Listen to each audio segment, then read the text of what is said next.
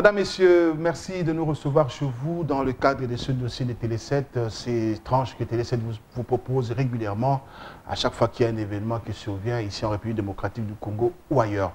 Ce soir, je vais recevoir Monsieur Tivis Tivwadi, secrétaire général de Journalistes en danger, cette organisation non gouvernementale qui défend les intérêts des journalistes et également milite en faveur de la liberté d'expression et de la liberté de la presse.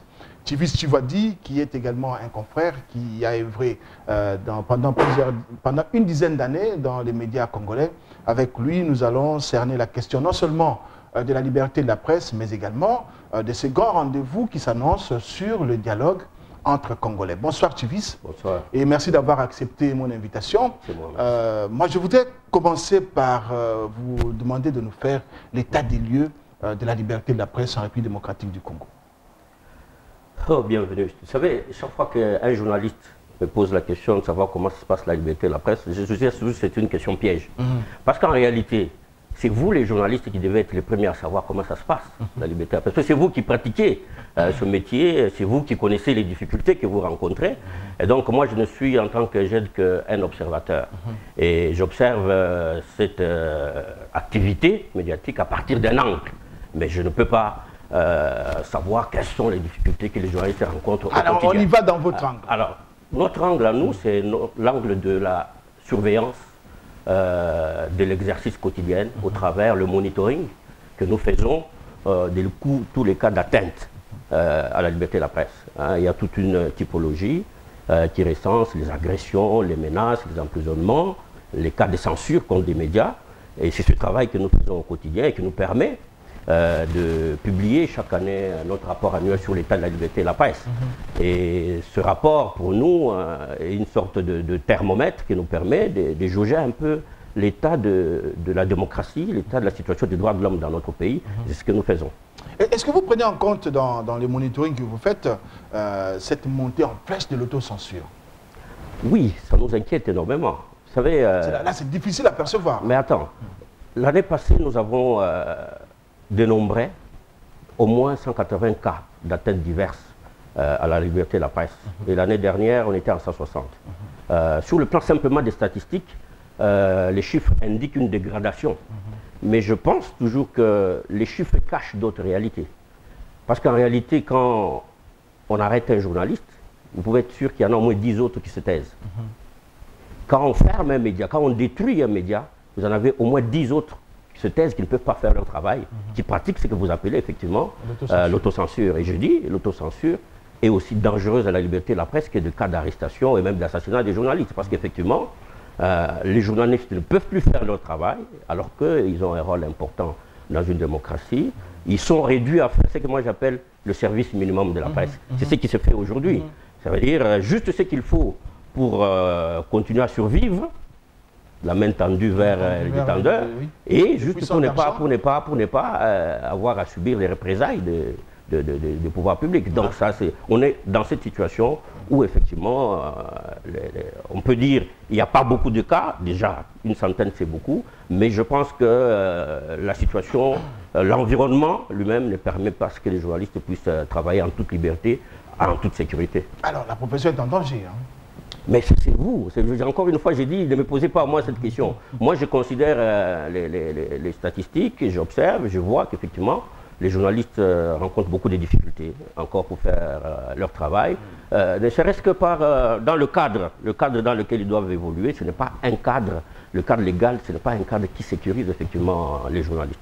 L'actualité brûlante, c'est l'arrestation, la condamnation suivie de l'arrestation de notre confrère Diana Gikupa du journal La Colombe.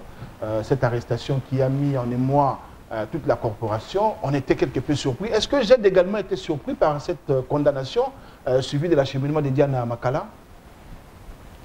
Oui, bien sûr, parce que ça nous a pris tous de court. Nous avons appris un matin qu'un journaliste avait été arrêté et immédiatement acheminé à la prison.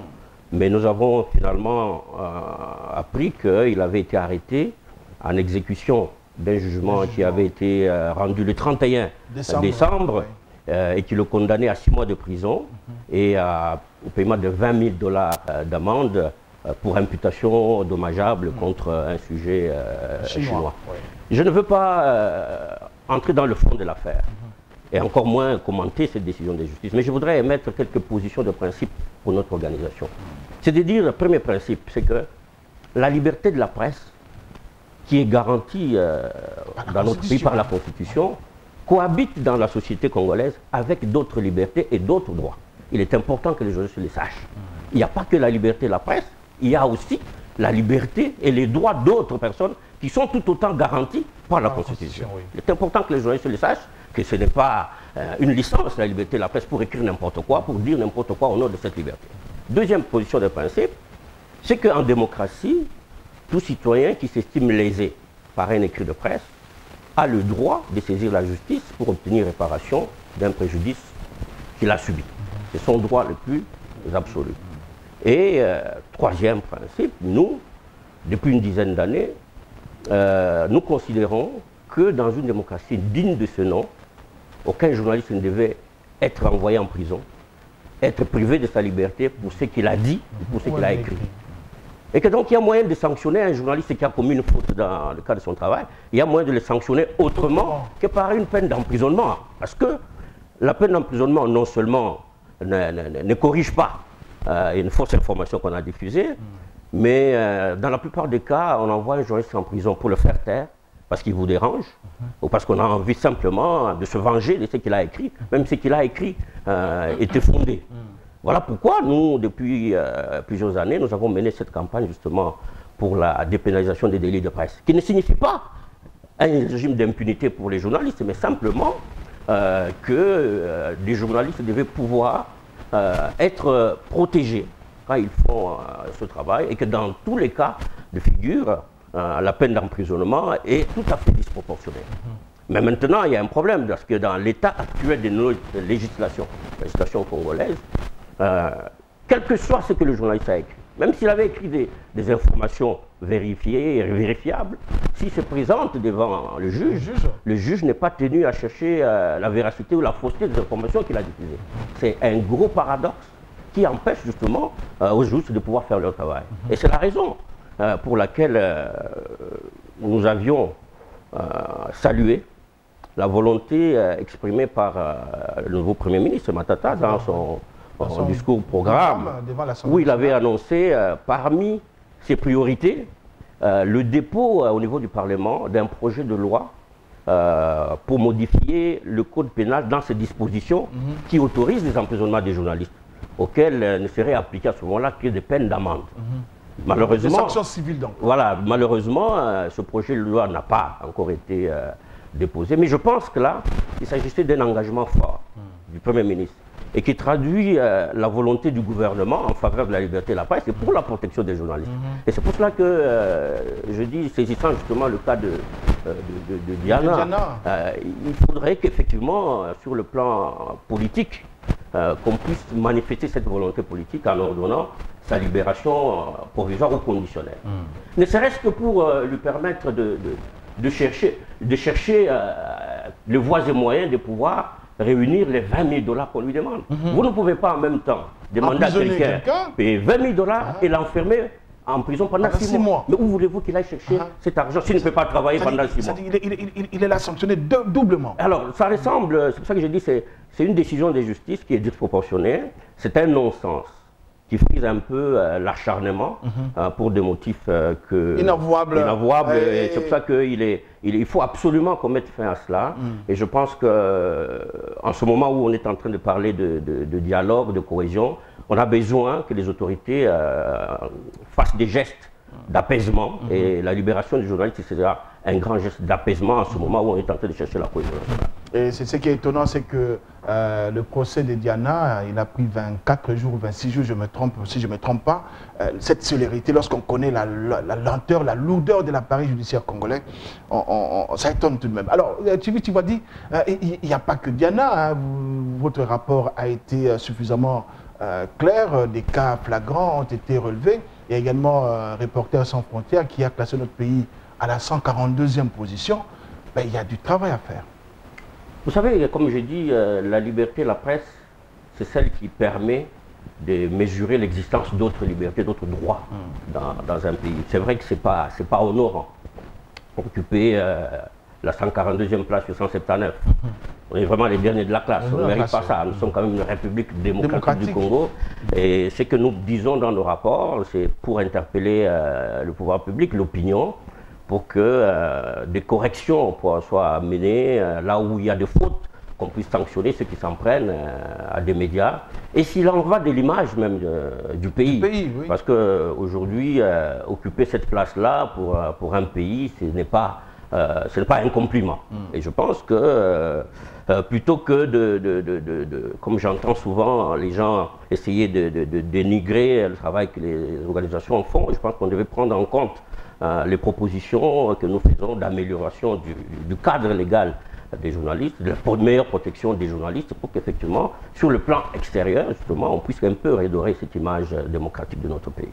C'est très important. Ce travail, c'est le pouvoir public, c'est aussi les médias. Est-ce que les médias, à leur niveau déjà avec les différentes organisations, ils sont déjà à mesure de se prendre en charge par rapport à cette dépénalisation qui se profile à l'horizon? La dépénalisation, comme j'ai souvent dit, ce n'est pas un cadeau qu'il faut faire aux journalistes, mais je pense que c'est une exigence d'une démocratie. Si on veut réellement que les médias jouent leur rôle de quatrième pouvoir, qui doivent être effectivement dans la démocratie, les chiens de garde de la société pour dénoncer les dysfonctionnements, et donc il faut les mettre dans une situation qui les sécurise, puisque sur le plan légal. Mais maintenant, je crois qu'il y a une responsabilité qui incombe aussi à la profession. Pour qu'on vous prenne au sérieux, vous devez vous-même être sérieux. Qu'on vous respecte, il faut que vous montrez que vous êtes respectable. Et c'est à ce niveau-là qu'il y a un travail à faire au niveau de la profession, au niveau des structures de la profession, pour assainir le secteur et donner au moins le gage que nous sommes à mesure d'exercer la liberté qui nous est confiée de manière tout à fait responsable. Je crois que c'est un travail qui est en train de faire. Il faut redoubler des efforts au niveau des structures d'autorégulation des médias, mais je pense que simplement sur le plan de principe, on ne devait pas conditionner la dépénalisation à cela. Je dis que c'est une exigence de la démocratie. Je suis content que le Premier ministre, le chef du gouvernement, ait pris cette option, qu'il faut que désormais on n'envoie plus des journalistes, qu'on ne prive pas des journalistes de la liberté parce qu'il a commis une faute, mais qu'on trouve d'autres choses. Je crois que c'est déjà à ce niveau un pas en avant. Maintenant, nous devons accélérer le processus pour que ça se traduise effectivement par une loi.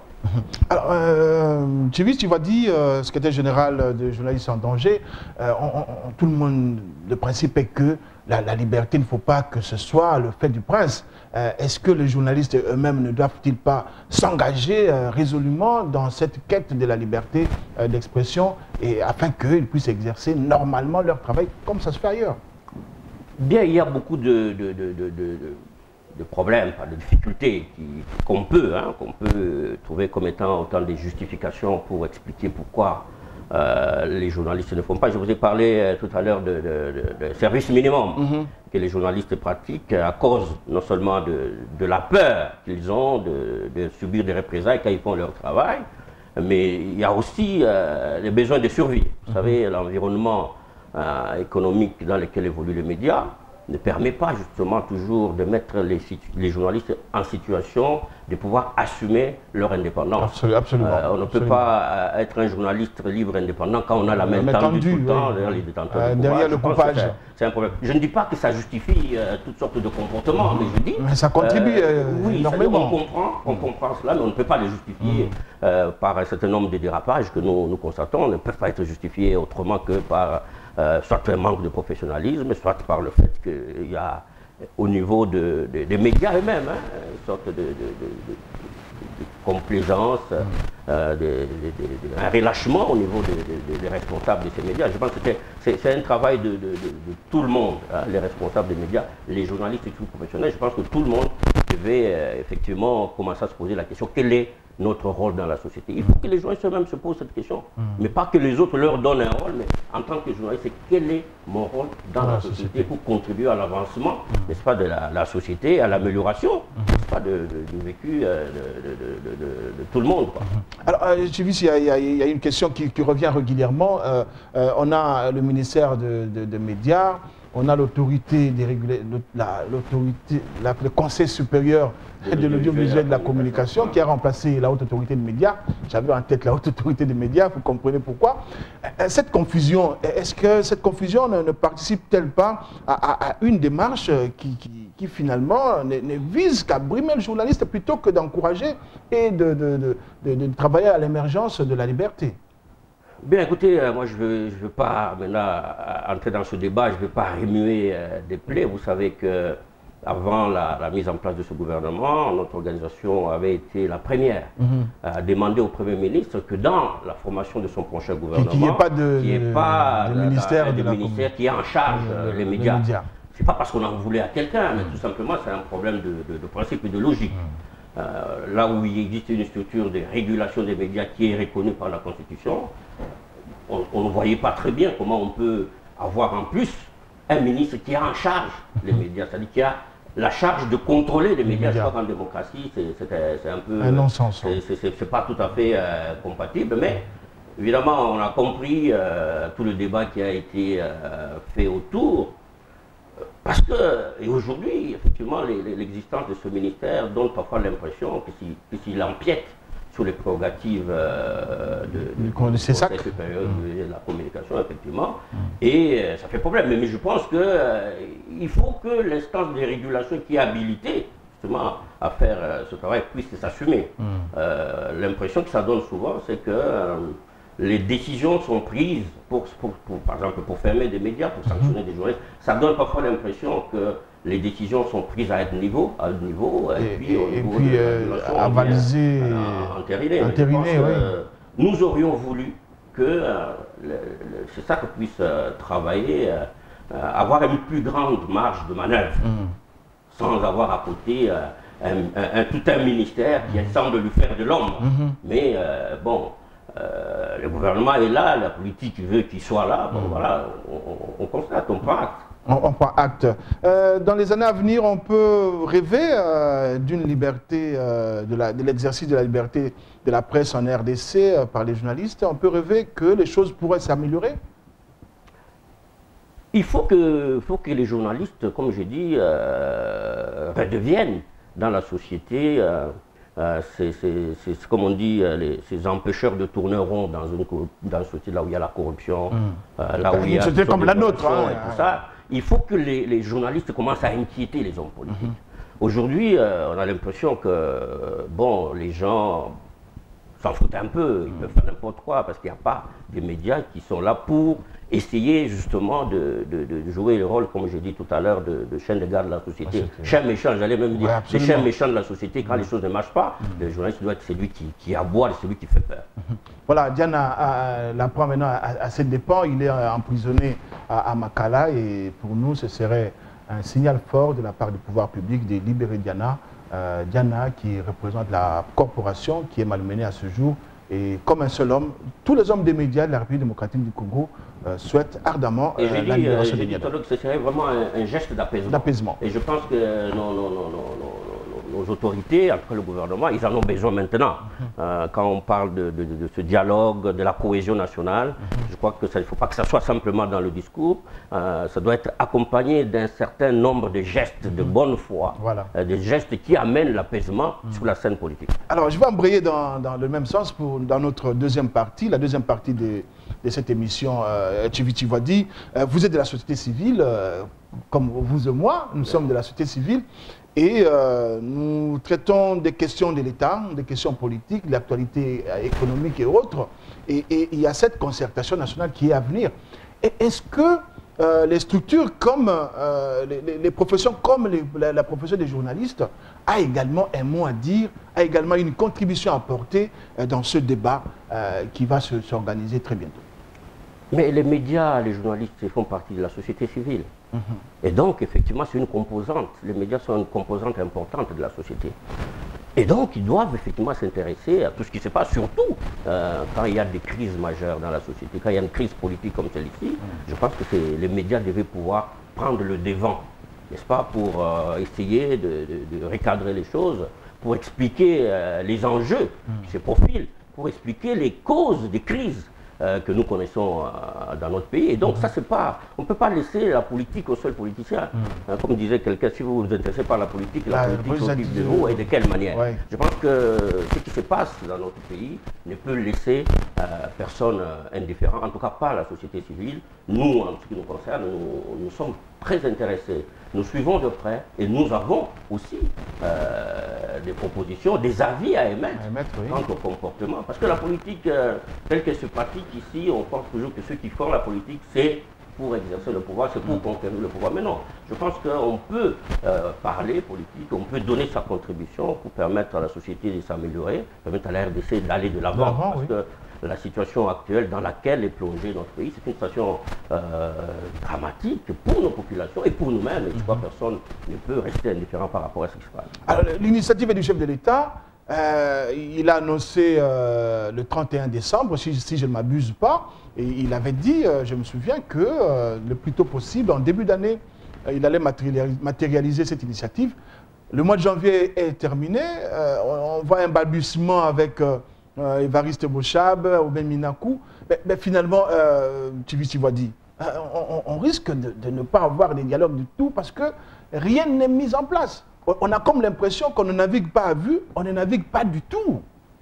Mais, bienvenue. En fait, le dialogue n'est pas une fin en soi. Ce n'est même pas quelque chose de spécial dans une société, qui est le dialogue. Si il devait être permanent. Oui, si on en est aujourd'hui, là, c'est parce qu'il y a une crise. Il y a une crise majeure dans le pays. Les dernières élections ratées ont plongé effectivement le pays dans cette crise profonde. Il y a également la guerre, dramatique. Oui, voilà. Avec le M23. Oui, parce que même la guerre du M23 a été ravivée pratiquement à l'issue, n'est-ce pas, de cette tension qui a suivi la crise post-électorale. C'est ça qui a ravivé un peu l'instabilité à l'est du pays avec tout ce que nous voyons aujourd'hui. Parce que ces élections, justement, ont été bâclées, ont échoué. Et je vais rappeler que nous, au niveau de la société civile déjà, peu avant les élections, nous avions dit que le pays n'était pas du tout prêt à organiser des élections. Le 28 novembre. Oui, il n'était pas prêt à organiser des élections apaisées en tout cas.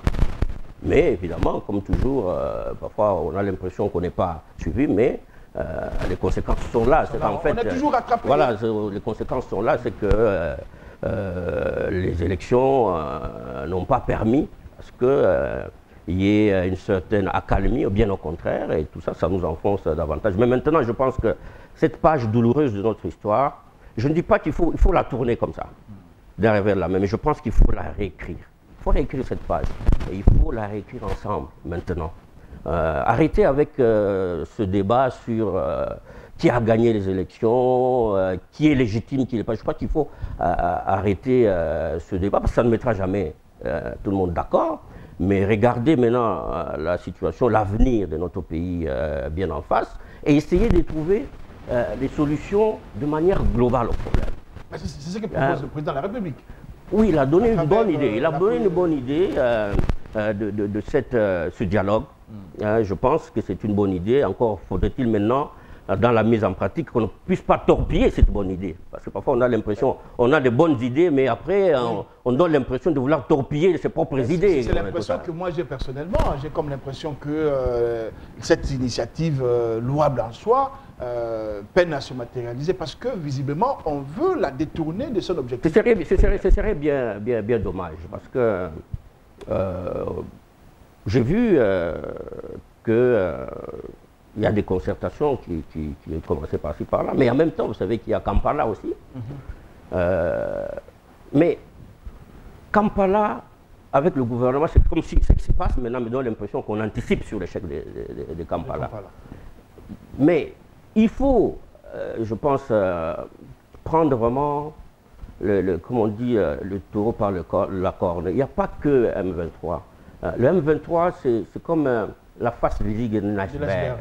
En dessous. Combien de groupes armés on a dans le pays, dans toutes les provinces? Donc il y en a partout. Donc avec autant de groupes armés, autant d'opposition, autant de... Mais c'est difficile à ce moment-là de penser que ces problèmes vont trouver des solutions juste autour d'une table du dialogue. J'ai dit, le dialogue doit être permanent et quand on décide de résoudre les problèmes, on doit résoudre les problèmes de manière tout à fait globale. Or, aujourd'hui, ce qui se passe, laisse-moi un peu bienvenue expliquer. Laisse-moi expliquer. Ce qui me donne l'impression, c'est que l'initiative qui a été lancé par le chef de l'État est mal récupéré par sa propre famille politique. Parce que vous savez que quand vous regardez bien tous ces groupes armés, toutes ces oppositions qui se déclarent, il faut qu'on ait le courage de les dire. Le dénominateur commun de tout cela, c'est quoi? C'est qu'en fait, on remet en cause la légitimité du président de la République. Mais alors, ça signifie qu'à ce moment-là, le président de la République lui-même, il est une partie du problème. Et lui et sa famille politique, parce qu'il ne faut pas tout simplement essayer de personnaliser le débat. Ça veut dire le président et sa famille politique font partie du problème. Et ils ne peuvent pas être eux ceux qui veulent gérer le problème, régler le problème de tout le monde. Et c'est là où ça fait problème. Déjà, j'entends des gens qui disent qu'ils ne vont pas participer à ce dialogue, justement parce que ça donne l'impression d'une récupération. Il ne faudrait pas que ça se passe comme ça. C'est pour ça que nous soutenons l'idée de la mise en place ou la désignation d'un médiateur ou d'un groupe de médiateurs. Là, on risque de retomber dans les dialogues intercongolais. On n'en a pas besoin en ce moment. Mais attends, on est en train de chercher... Mais il ne faut pas avoir peur de Sun City et tout ça. Si cela nous avait permis, n'est-ce pas, de parvenir à la paix, que les gens déposent les armes et que finalement on puisse organiser des élections, il ne faut pas avoir peur de cela parce qu'aujourd'hui, on est encore en pleine crise. Et quand on dit maintenant le dialogue sert à quoi? Le dialogue, comme j'ai compris, et je pense que c'est comme ça sert à refaire la cohésion nationale, mais améliorer aussi la gestion du pays, je pense, la gouvernance du pays. Que ce soit le chef de l'État, que ce soit le Obé Minakou, tous ils ont dit qu'on mettra sur la table la question de la gouvernance. Oui, mais c'est eux qui doivent prendre l'initiative, mais ce n'est pas eux qui doivent gérer toutes ces questions. Parce qu'ils sont aussi au centre des problèmes et tout ça. Vous ne pouvez pas être jugé parti. C'est pour ça que moi je dis, il n'y a qu'un médiateur ou un groupe de médiateurs qui peuvent permettre, n'est-ce pas, ne fût-ce que de rapprocher les points de vue des uns et des autres. Il n'y a qu'un médiateur qui peut parler au pouvoir.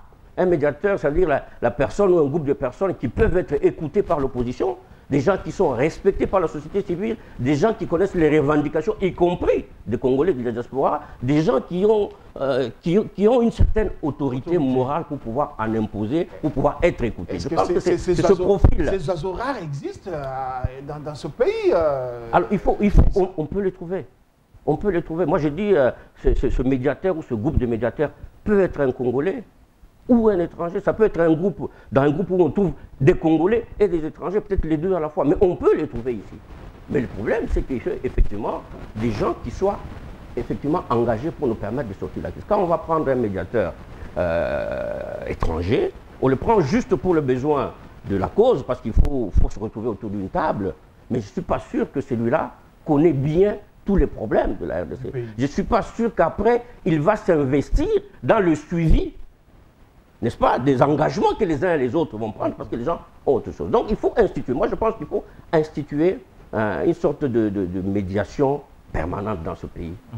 Pour prévenir des crises, il ne faut pas attendre simplement que les crises éclatent dans un pays pour commencer à chercher à courir derrière. Il faut instituer des mécanismes de médiation permanente pour prévenir des conflits, pour permettre de gérer des conflits quand ils surgissent, y compris les problèmes d'ordre sociaux qu'on a dans le pays ici.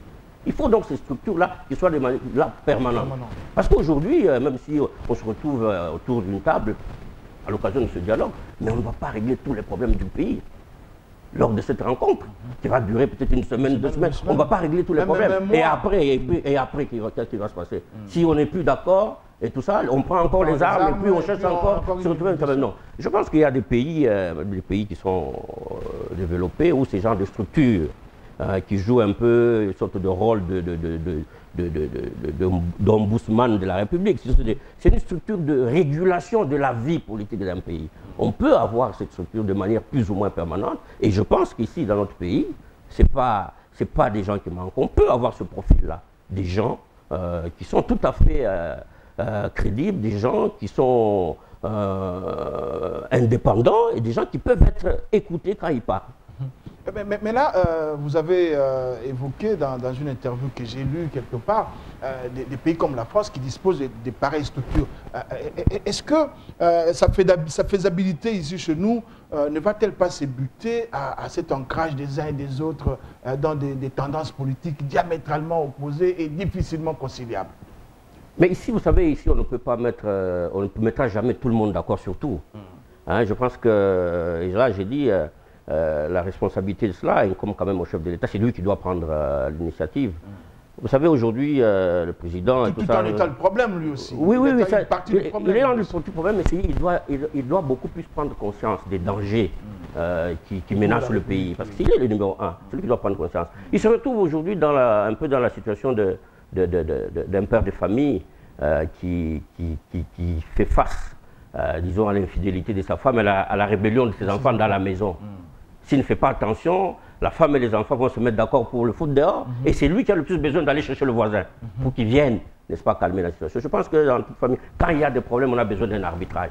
Lui, ayant conscience des dangers, des menaces qui menacent le pays, il devait beaucoup plus prendre des initiatives dans ce sens-là. Essayer de matérialiser cette question d'un médiateur, parce que j'entends qu'effectivement, l'idée, beaucoup de gens soutiennent cette idée, et je pense que c'est la meilleure. Il faut désigner, le plus officiellement, un médiateur. Mais il ne faut pas... Qui va désigner? Le président doit nommer un médiateur, officiellement. Est-ce que vous croyez que là, ça va mettre tout le monde d'accord? Ça risque de raviver les tensions et les divisions. Mais attends, je réfléchis comme ça, sans personnaliser oui, ça dit personne ne peut... désigne, je prends un exemple, l'abbé Malou Malou ou le pasteur Ngoï Moulunda. Il faut, puisqu'il a besoin plus que tout le monde de résoudre la crise, il doit avoir un profil qui lui facilite la tâche, pas qui va compliquer. Donc quand vous allez chercher un arbitre ou un arbitrage, vous allez chercher quelqu'un qui est sage, quelqu'un qui peut effectivement vous amener des solutions. Vous n'allez pas prendre quelqu'un qui est controversé. Je pense qu'il faut, sur base d'un profil, comme je viens de dire tout à l'heure, quelqu'un qui peut parler au pouvoir, quelqu'un qui peut être écouté par l'opposition, qui est respecté par la société civile et tout ça. Mais peut-être tout ça, on ne peut pas le trouver dans une personne. Mais c'est pour ça que je pense un groupe. On peut avoir un groupe de gens qu'on met sur pied, qui sont les véritables serviteurs de la République. Les véritables serviteurs de la République. Parce que là, il n'y a pas risque de n'avoir que des politiques qui vont faire comme ils ont fait à la CENI. Ils vont se retrouver et dire que si nous sommes là, ça sera indépendant, ça sera crédible. Non, moi je ne vois pas, a priori je n'exclus pas les politiques. Je ne pense pas non plus qu'il faut absolument... Cette personnalité ou ces groupes de gens, peut y avoir des politiques. Vous pensez que dans la classe politique, il n'y a que de voyous? Je ne crois pas. Il y a des gens dans la classe politique qui sont valables. Mais il faut que des gens ne soient pas trop marqués politiquement, simplement. Donc, on peut avoir des opinions, mais quelqu'un qui n'est pas trop marqué politiquement dans tout ce que nous voyons. Donc, des gens, comme je dis, un peu plus ou moins neutres, crédibles. Oui. Je pense qu'on peut le trouver. Mais si on ne peut pas le trouver ici, comme j'ai dit tout à l'heure, on peut regarder ailleurs. Il y a des anciens chefs d'État, des anciens ministres, des anciens représentants, je ne sais pas quoi. Donc on peut trouver ailleurs, mais des gens qui soient effectivement disponibles pour se mettre justement au service, n'est-ce pas, de cette médiation. Mais une médiation que je ne voudrais pas qu'elle soit vraiment passagère, qui soit quelque chose de plus ou moins permanent dans le pays, et tout ça pour pouvoir prévenir des situations de crise. Alors, là, vous proposez carrément, Tchibi Tshisekedi, de sortir du cadre institutionnel. Hein, ça ne sera pas le Parlement, ça ne sera pas le gouvernement. Nous allons créer une sorte d'excroissance de l'État. Est-ce qu'on en a besoin aujourd'hui, quand on sait que tout a été tenté et que nous avons eu des élections à problème, certes, mais qui ont produit quand même des institutions? Bienvenue. Est-ce qu'on est d'accord qu'on est en situation de crise? Est-ce qu'on est d'accord? Est-ce qu'on est d'accord? Non, c'est vrai, parce que, où on est conscient de la situation dans laquelle... moi, je dis, je ne remets pas en cause l'ordre institutionnel. Mais je dis, il se pose des problèmes. Et tout le monde est conscient. Il se pose des problèmes et il faut trouver des solutions à ces problèmes. Dans les institutions ou en d'autres, il faut trouver des solutions par rapport à cela. Donc moi je pense que ce n'est pas quelque chose d'impossible, simplement de volonté politique. Comme je dis tout à l'heure, il y a un problème de légitimité qui se pose dans le pays, après les élections qui ont été organisées. Bon, peut-être nous devons pouvoir faire semblant, hein, faisons semblant comme si, comme je disais, comme si ces élections n'avaient jamais eu lieu, et qu'il y avait des institutions de fait qui sont là, et faisons avec. Mais j'ai dit... On a connu une pareille situation en 1994. Oui, mais alors, cette nouvelle page d'histoire que nous devons maintenant écrire, nous devons l'écrire ensemble. Il faut trouver le maximum de consensus, n'est-ce pas, dans la gestion du pays aujourd'hui. Je crois que c'est ça qui manque le plus. Il faut comme on dit, si personne n'a gagné les élections, si personne les a perdues. Donc en fait, essayer de trouver un maximum de consensus dans la gestion du pays pour calmer, impliquer tout le monde pour que notre pays aille de l'avant et que nous ne puissions pas continuer à offrir ce spectacle d'un pays qui est totalement déchiré entre lui-même et tout ça, et que les Congolais sont incapables de s'entendre sur rien, c'est pas possible. Hein? Et c'est cette situation qui fragilise énormément notre pays par rapport aux voisins. C'est ça qui est à la base de toutes les agressions qu'on est en train de déplorer. C'est parce que le pays est trop faible sur le plan international. De la cohésion. Alors, M. Wadi, la balle vous revient à vous de la société civile, à nous de la société civile. Si nous n'avions pas joué les jeux de politique en allant avec les uns et les autres, en nous affichant publiquement avec les uns et les autres, on aurait pu jouer ce rôle fédérateur et mettre tout le monde ensemble.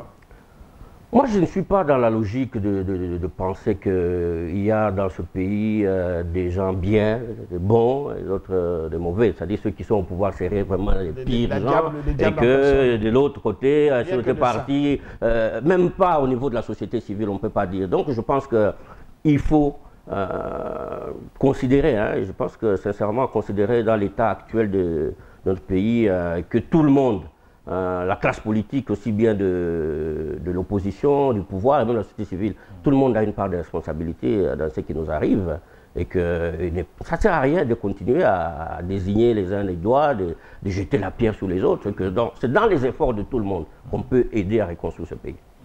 Voilà, merci Djibril Wadi pour avoir partagé avec nous ces deux sujets d'actualité brûlante. Mais j'aurais quand même voulu, avant de terminer, que vous disiez un mot sur l'arrestation de Diana et que vous concluiez par un mot sur ce dialogue que tout le monde attend, tous les Congolais appellent, et ce dialogue qui peine à démarrer suite à cette question des médiateurs de la République qui tarde à venir et que vous posez comme étant une des solutions pour que les choses puissent marcher de l'avant.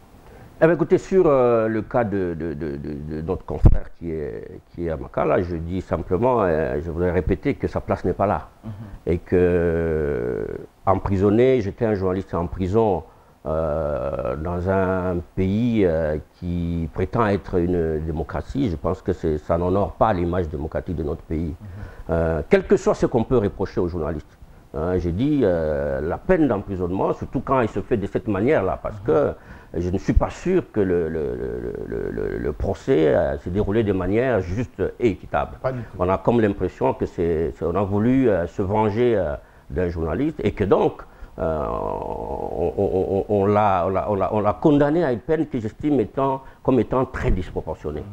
J'ai dit, je fais appel, je lance encore un appel au gouvernement, au Premier ministre, en lui rappelant l'engagement qu'il avait pris de pouvoir dépénaliser les délits de presse et que par le temps qui court et tout ça, la libération, même conditionnelle de ce journaliste serait un signal fort, une volonté affichée de l'apaisement et je pense qu'on en a besoin.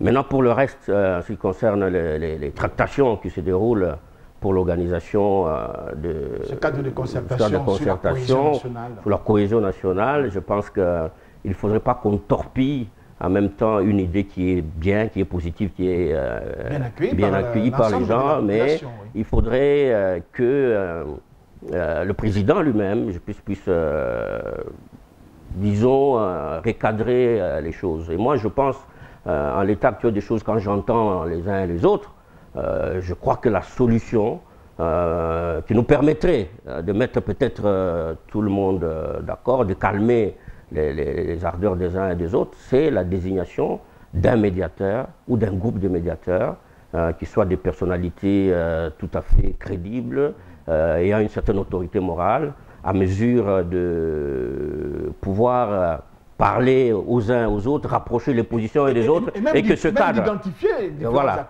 et que ce cadre-là de médiation soit quelque chose de plus ou moins permanent.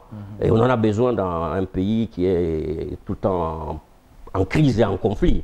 Ne pas attendre chaque fois qu'il y ait des problèmes pour chercher à courir derrière un médiateur. Mais si on a des médiateurs de la République qui sont connus, je pense qu'ils peuvent nous permettre de prévenir beaucoup de cas de conflits et régler des problèmes, même sur le plan social, le problème de la population. quand il n'y a pas d'eau dans des quartiers, quand les gens n'ont pas de courant et tout ça, mais à qui est-ce qu'ils s'adressent? Il faut quand même qu'il y ait ce médiateur. Aujourd'hui, on n'a pas abordé peut-être cette question de la diaspora, parce que c'est un problème important. Il y a des Congolais, des étrangers qui sont là, qui se sont constitués, ce qu'on appelle par exemple les combattants et tout ça, qui ont des revendications. Mais qui va vers eux pour écouter leurs revendications et chercher des solutions à ce qu'ils sont en train de dire? Il n'y a qu'un médiateur qui peut être en mesure de les écouter. Il n'y a qu'un médiateur, il n'y a qu'un médiateur qui peut... Oui, et tout ça, ça fait partie du profil. C'est-à-dire le profil de ceux qui doivent être désignés doit être en mesure de réunir toutes ces conditions pour être en mesure de régler ou de prendre contact avec tous les corps de la société. Merci Djivis Tchivadi, à vous amis téléspectateurs. Nous réclamons une fois de plus la libération de Diana. Diana, à sa place, c'est parmi nous pour exercer librement son travail de journaliste, pour informer la population congolaise sur les enjeux de ce que sera demain, ce cadre de concertation par exemple. Merci de nous avoir suivis et à la prochaine.